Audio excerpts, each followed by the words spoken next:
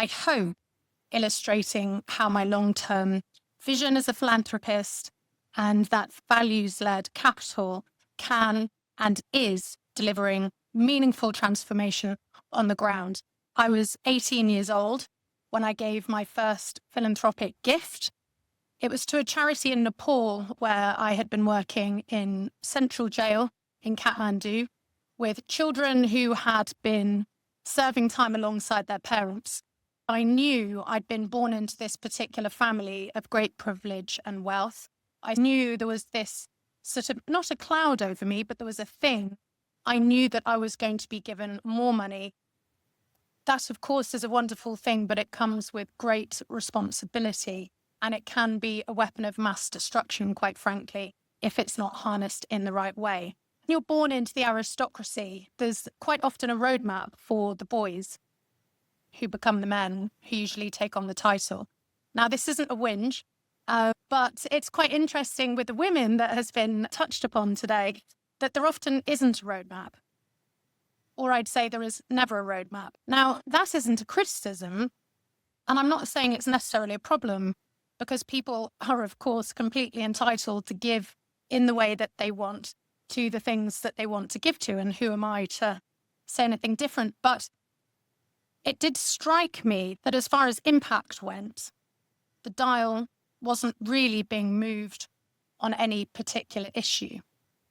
And again, that got me thinking. It got me wondering how much impact someone could have if they really focused in on a single issue and just relentlessly drove at that over a sustained period of time. What I actually wanted to put my efforts towards was changing the system itself, which is so often failing people over and over again. Governors have said to me over the years, and I've worked in many prisons, as I said, Edwina, we could let the walls down of the women's prisons, and often the women won't leave. When the women leave, they either leave to nobody or they are met by someone, but that is often the man who wants to cause her harm. So we find ourselves in a situation in this country where women are being sent to prison for their own safety. The magistrate says, your crime hasn't crossed the custody threshold, which is jargon for, I don't need to send you to prison. I want to give you a community sentence. What's your address? And the woman, more often than not, with the women that we work with, they're homeless or have no fixed abode. They say, I don't have an address. Oh, in that case, I'm going to look around the county to the safe place I can send you.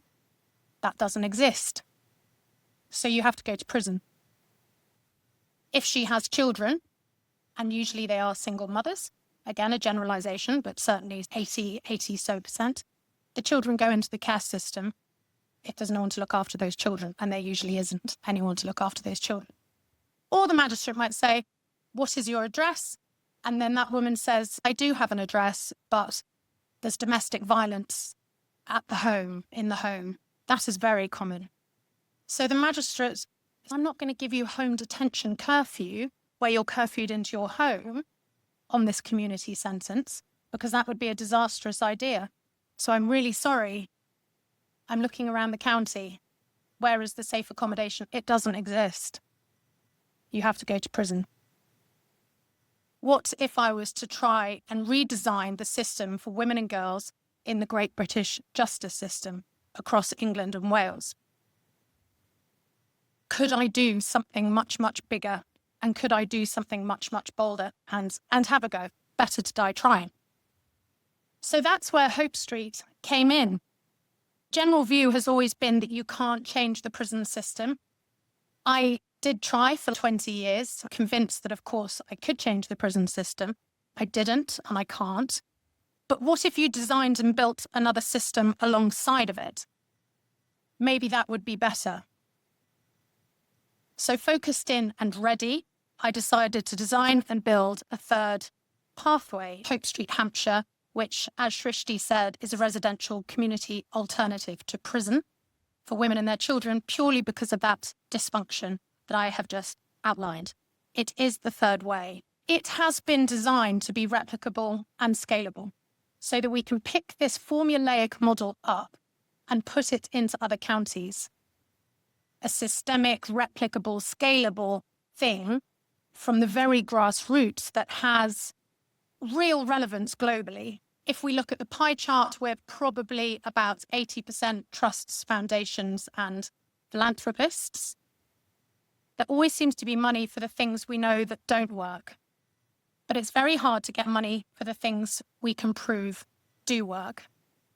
They want to harness our philanthropy and work with us in order to be able to solve some of society's intractable social issues, leverage millions of philanthropic pounds in order to create this solution for you for one of society's intractable problems. So on that note, I'll end, but thank you so much for listening.